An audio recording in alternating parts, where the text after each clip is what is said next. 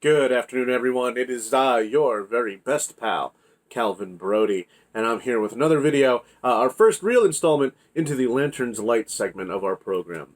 And so, before I get started, I would like to thank each and every one of you for checking out this video, and for anybody who has checked out my previous videos, I would like to thank you for checking those out as well. Your support means the world to me, and you're the reason why I do this. So, getting started, let me ask you a question. If you knew the method in which you were going to die, not the time, but if you knew the method in which you were going to meet your demise, how would that affect you? How would that color how you do everything? If somebody told you that you were going to slip on a banana peel and die, would you then, you would constantly be looking at the ground, making sure you don't step on any banana peels. The second somebody, the guy sitting next to you at work takes out a banana, which normally you watch him eat with relish because he takes it all away without gagging. But this time, you're like, I'm supposed to die. I'm going to slip on this banana peel and fucking die. It gets into your mind like a worm. It gets in there, and it colors everything that you do. All right. Now, why is this important? Because let's say you have the most wondrous weapon in the universe on your finger, the most powerful weapon, and all you have to do is really want something. You would be nigh unbeatable, wouldn't you? In fact, the only defeat would be able to come from inside. Isn't that right? That's right. So that brings us into the topic of today. Again, Chapter 1 of our Lanterns Light segment. And folks, that is the 1986 story, Tygers, by Alan Moore. This appeared in Green Lantern Corps Annual number 2. And it's a masterful story.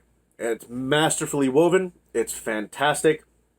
And it gives you a deeper insight into the destruction of a hero, right? So when you think of superheroes, or any sort of hero, you imagine just this kind of stalwart defender against these external threats, okay? These people are going to do bad things.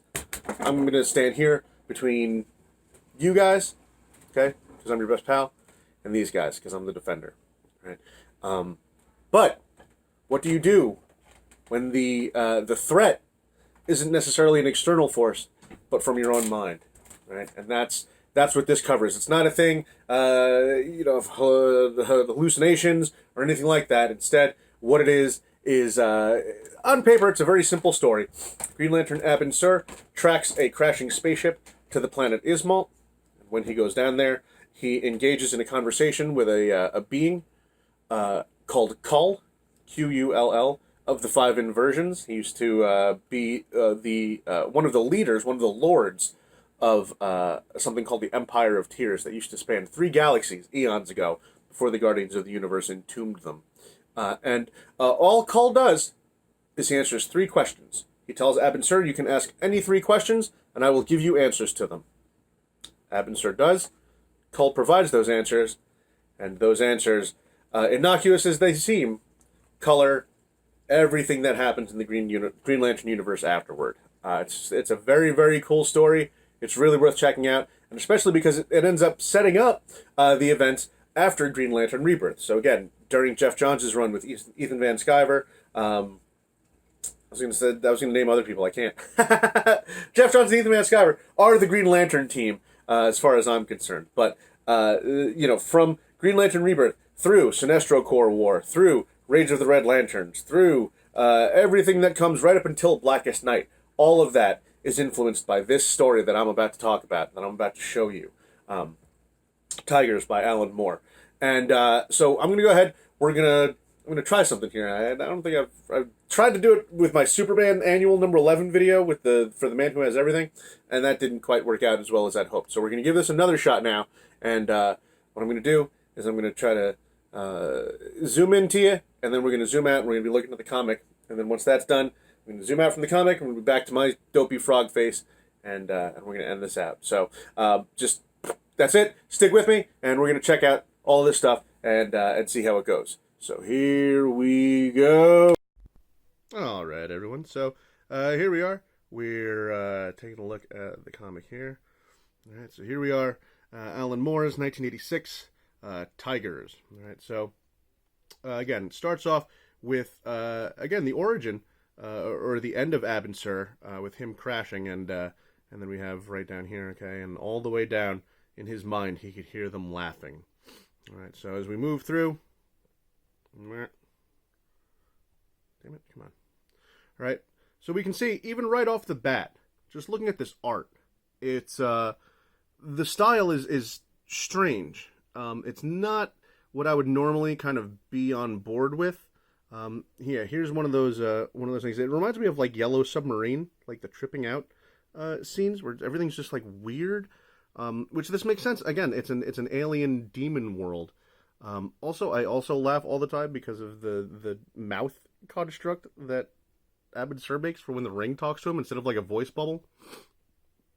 And so okay, so he goes down and says, "Hey, you know, what's this world like? What is this?" Right? And the ring explains everything, and then he says, "What is it that creates such an atmosphere?" And the ring tells him the makeup of the atmosphere because it's it doesn't understand nuance, I guess.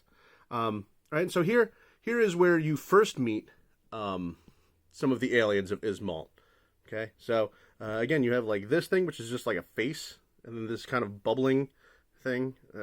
But do not suppose we bear a grudge, Abin, sir. We wish only to help. Yeah, they don't wish only to help. So again, all right. So I was talking before. Here's this guy with in the hourglass thing. And then this thing, oh, you want to listen to 12 unspeakable tableaux? Simply release me. All right, and then you get to here. All right, Call of the Five Inversions. Again, just kind of crucified with this pin through his midsection. All of these pins have the Green Lantern symbol to let you know that the Guardians did it. And so again, he says, any three answers to any three conundrums.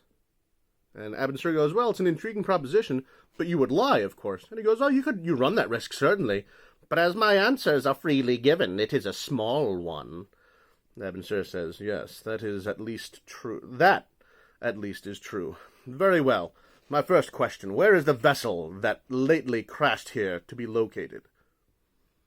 And Cole says, oh, it's just a league that way. There's one survivor. All right, and he goes and he looks, and he's right. Okay, and then you have this great shot. I love this shot. Just this like straight on.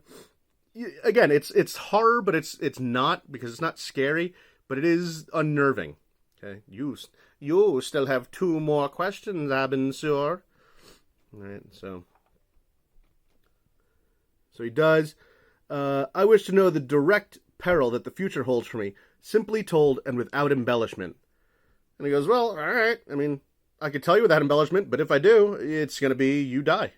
All right, and he explains it. And again, this art, like, I'm not a fan of how Hal is drawn, but it makes sense because it's of an alien mind. So you can easily kind of imagine that this vision is being placed directly into Abin Sur's brain by Call of the Five Inversion. So in that, I'm kind of okay with it. Although I don't know why Cull has like human feet. And he says, okay, yeah, whatever. All right, and this is where you get to the actual Blackest Night thing. Now, by Blackest Night, I just mean the end of Green Lantern, not Blackest Night the zombies. They don't mention that. But again, he explains the whole thing. After untold you speak of the final catastrophe. After untold millennia, the enemies of the Green Lantern Corps will rise united against them. The Corps shall be destroyed to the last life form. The planet Oa shall be as dust. Amongst the gathered foemen shall be numbered the weaponers of Quad, ranks the sentient city, and the unspeakable children of the White Lobe. The Empire of Tears, finally released from entombment, shall join the assault. All right, then you get down here. Sodom Yat, the Daxamite, hailed as the ultimate Green Lantern, will perish battling the Lobe spawn. The planet-formed Green Lantern named Mogo will be last to fall, as Ranks explodes a blink bomb within his core. And after that there will only be the demons, dancing in the ruins of Oa to the rhythm of drums, bound with taut blue skin. And he says, all right, well, that was a cute story and all, but, I'm just about done listening to you, so I think I'm going to get out of here. And I'm not going to pay attention. And Cole says, that's your prerogative. If you say so, Aben, sir. In any event, you have made the 3 inquiries permitted to you. You may leave Ismalt and forget all that I have said. And he's like, yes, what am I going to do? And he leaves. All right. Then the other 5 inversions, what? Well, Brother Cole. No, all right. I'm sorry. They wouldn't just have the same voice as Cole. It's a woman. Well, Brother Cole, have you destroyed him? And he says, yeah. He goes, I did. I've laid the seeds to his own destruction, although he won't know it for another decade. All right, and then down here. And the immortal demons of Ismalt found their own laughter so distracting a novelty that they did not cease for 19 weeks. All right, and then you have Aben Sur talking to the ring. Hey, could that happen? And the ring's like, yeah, I guess. But here, right here, this is the money shot. All right. So the ring says, all right, I'm gonna, use a spaceship. And the ring says, I have no objection to this proposal. So then he says, good. Then I may put the Empire of Tears and their morbid speculations entirely from my mind. Incidentally, is it not time that I recharged you? You must be low on power. And the ring says, you recharged me but an hour ago, Aben Sur. Did I? Oh. And that, it's such a simple panel. Did I? Oh. And just from that, as the reader that they got to him. Right? The 5 inversions, they're laughing about it. They're like, yeah, we got to him. And you don't want to believe that the hero got. But he did got. You know what I mean? And so just right there. Did I? Oh. All right, and then the last page happens where he's crashing, and again, all the way down in his mind, he could hear them laughing. And it ends. And it's such a simple tale, but it's so masterfully told and so well done. It's absolutely one of my favorites. And I'm glad that I was able to take it through you guys. Take you guys through it. Take it through you guys. That was interesting. Take you guys through it. So we're going to go ahead and we're going to zoom back out from this whole thing. And then we're going to end it out. And that was the Alan Moore story, Tygers, from 1986's Green Lantern Corps Annual number 2. I can't talk enough about how good that story is, how much I enjoy it. It's so short, but so impactful. And again, just that last little bit. You charged me but an hour ago. Oh, did I? Oh. And it's just that doubt. And it's so perfect. It's so perfect. But that's it. That's it for this video. Thank you, everyone, for giving this a watch. If you like what I did, if you have any thoughts, if you like this video, if you didn't like this video, you have any thoughts, good thoughts, bad thoughts, happy thoughts, sad thoughts, please leave them in the comments below. If you liked what I did, make sure to hit that subscribe button while you're down there. Hit that bell for notifications. Maybe give this video a thumbs up or a like. If you'd like to find me outside of YouTube, you can find me on Twitter at Midnight Jury. I share that along with my co-host on the Midnight Jury podcast, Midnight Mike Norringanger. You can check out his YouTube page, Midnight Mike Show. I believe his last one, he did some sort of baking thing with his daughter. Some sort of something with the something. I don't know. It's cute. You should check it out. You want to find me on Facebook? I'm there, Calvin, Brodie. Otherwise, you can go to facebook.com/MidnightBrody. You can swing on over to WLWstudios.com and check out the podcast Midnight Jury, again, that I co-host with Midnight Mike Norringanger, and we have our live episodes every second Saturday of the month. If you'd like to have a more direct say on what is covered on the Midnight Jury, and perhaps to weigh in with the original content that we're always creating, please do me a favor, swing on over to www.patreon.com/MidnightJury. We offer 3 tiers, a $3 tier, a $5 tier, and an $8 tier. And right from minute one, whatever you decide to donate or decide to pledge, you gain access to the original content already on there, as well as the upcoming original content. And there's so much coming, you guys.